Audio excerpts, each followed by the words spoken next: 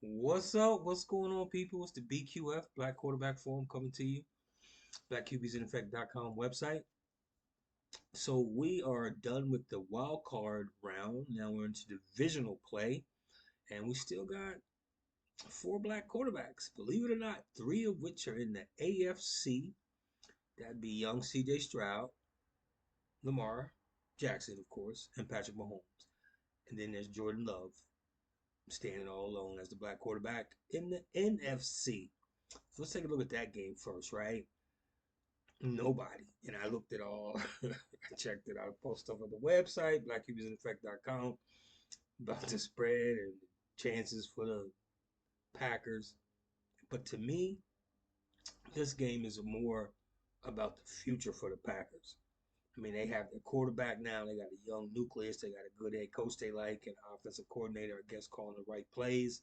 So I know Jordan Love and no matter give you much chance. I think it was 21% by the ESPN O meter. And then I read a couple articles. I think it was a 9.9.5 point spread. I guess when the game first came out, but a lot of people were betting on the Packers to cover, so that may have changed. But it's just interesting to me. Now, of course, in the Black Quarterback Forum, we're hoping that Jordan Love does well and actually beats the 49ers. So we've been saying how I believe in Jordan Love all from day one. I mean, I know these guys on these professional channels, and I've always thought of my stuff as professional, unprofessional, because I'm not. This is a hobby for me for the most part. I love my black quarterbacks, so I don't spend all day researching this stuff. I do enough to talk about it intelligently. So I saw something in Jordan Love from day one, week one, whatever. Just the way they brought him along. I mean, if he's going to be a complete failure, I mean, that would have shown. So I'm glad to see that he's progressed and that they're doing well because there's a lot of people in mainstream media who didn't believe in him. So I hope he does well. And like I said, it's about the future. Even if they don't win this game, they'll be back next year. So now moving on to the AFC, we got three black quarterbacks, right? I call him the rookie extraordinaire, CJ Stroud, who nobody thought that this team would even be close to where they're at, right? CJ Stroud, like I've said in my commentary or on some of my videos, he's reset that rookie bar to where you think a rookie, how good a rookie quarterback can be, given all the right circumstances. And I follow a lot of Chicago Bear fans on Twitter, Eagle fans, and I see the comments they're making about their quarterbacks and how CJ was giving this and giving that. I mean, the boy's got talent, obviously, too, and all those other things, offensive minded head coach. But I think D'Amico Ryans is a former defensive player. But still, I guess they got people in their organization that are working well with CJ, and it's showing. So, and they did got a good young nucleus as well. So I hope good things for them going forward. It's the same scenario with CJ Stroud. He's just getting there quicker as far as putting the league on notice that he's going to be one of these top quarterbacks in the NFL. Now, I do think it's going to come to an end for young CJ Stroud and the Houston Texans when they go up against Baltimore. Baltimore did beat them early in the season. I think both teams was fully stacked. Everybody was healthy.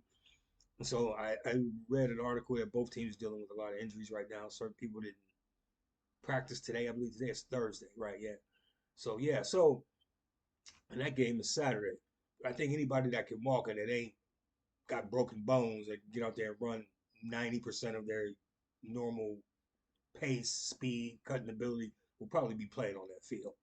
So um, we gonna see Baltimore. They defense. Come on, y'all know we talked about being my man Schmeez. He's not here with me tonight. This is Baltimore Central. So we love Lamar Jackson. We love all our black quarterbacks, baby. That's what I do. So, and I'm telling you, I just think C.J. Stroud and them their season is gonna come to an end because Baltimore's one of the best. Okay, and so then the other game with Patrick against Josh Allen, who I think the Buffalo Bills are truly the wild card in all of these playoffs, especially in the AFC. If Patrick can beat them on the road, it's the first time Patrick has to go on the road because they've always been the number one seed prior to this current format and even before that. So they've always played at home. So he had that first playoff game at home because they won the division and they were a high seed in Miami. Now they got to go on the road. So if they're able to get that victory in Buffalo, and Lamar gets his victory, or even CJ Stroud, we will be guaranteed two black quarterbacks in the AFC, which will guarantee that a black quarterback will be in the Super Bowl again. So, you know what I'm saying? The black quarterback, the rise. That's why I want to call it the rise of the black quarterback in the NFL, because we ain't there yet. When we completely risen and are dominant, there'll be black quarterbacks going to the Super Bowl every year and winning them. Okay, like I said, when Lamar and Patrick were in the league, and they were both together, and Lamar was having his early on success, and Patrick was doing his thing, that these two should be playing in the AFC. They should rule. And I've said this from about week 4 or 5. The two best quarterbacks in the AFC are Patrick Mahomes and Lamar Jackson by a wide margin, bar none.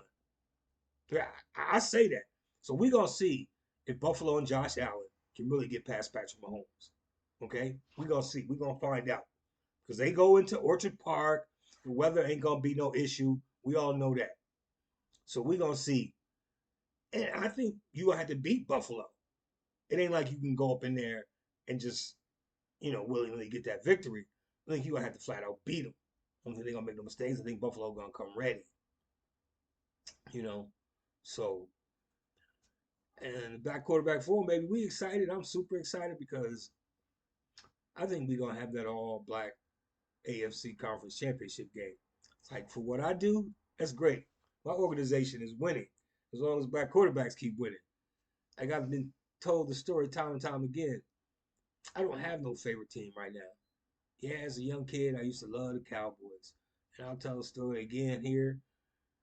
The reason I like the Cowboys when I was growing up in the 70s, Cowboys are good. The Raiders, the Dolphins, the Steelers, several other teams, even the Eagles are good. I grew up 30 miles south of Philadelphia, Wilmington, Delaware. So when me and my friends played football, most of my friends, we all chose different teams. We wanted to be, I got lifelong friends that are Raider fans, Dolphin fans, Steeler fans. Uh, so I chose the Cowboys. I love the blue star in the helmet. And as a young kid, the Cowboys were winning. So my childhood was great for a sports team. It was winning. Even as a young man, I moved to Arizona. It was Jesus. It's been 1991. The Cowboys were out here in the Super Bowl winning. So but as time went on, I just got tired of rooting for one team. And then back then we didn't have a lot of black quarterbacks in the NFL to begin with. But now we like half the league. Okay? And so that's why I say the rise. And I'm gonna talk about the upcoming draft picks here in the NFL that will keep the NFL at that pace with the white quarterbacks. Because at the start of this season, we have 15. I got the article posted at the website. They ain't counting Tua as black. Man, but Tua black, okay? Marcus Mariota looked more white than Tua. The head coach of the Miami Dolphins looked more white than Tua. You know, Desmond Ritter looked more white than Tua. He's lost some other black quarterbacks. So, and the head coach of Miami. But anyway, we about to be equal, 16-16. And then within the next 2 to 5 years, and this is based on statistics, people. It's not just me over here just running my mouth speaking about it. It's based on statistics, okay? Analytic statistics. If you go look at the numbers, 5 of the top draft picks are black as far as the quarterback goes. So it just depends on how they pan out. But anyway, people, divisional round, we still got 4 black quarterbacks we rocking. Hopefully we can have an all black AFC Conference Championship game. I know it's a tough challenge for Jordan Love and his Packers, but they can get past the Niners. And me, I think the line's going to beat Tampa Bay. The Eagles, that was a big disappointment. But that's a whole other thing. The Eagles, these people, Eagles are butthurt. But if they look deeper into that organization, the average fan don't realize all the things that probably happen behind the scenes. Not that I know, but I'm just saying the way they played in that last game, they didn't seem to put forth no effort. So that's a huge red flag. Why wouldn't they put forth effort in a game, a playoff game?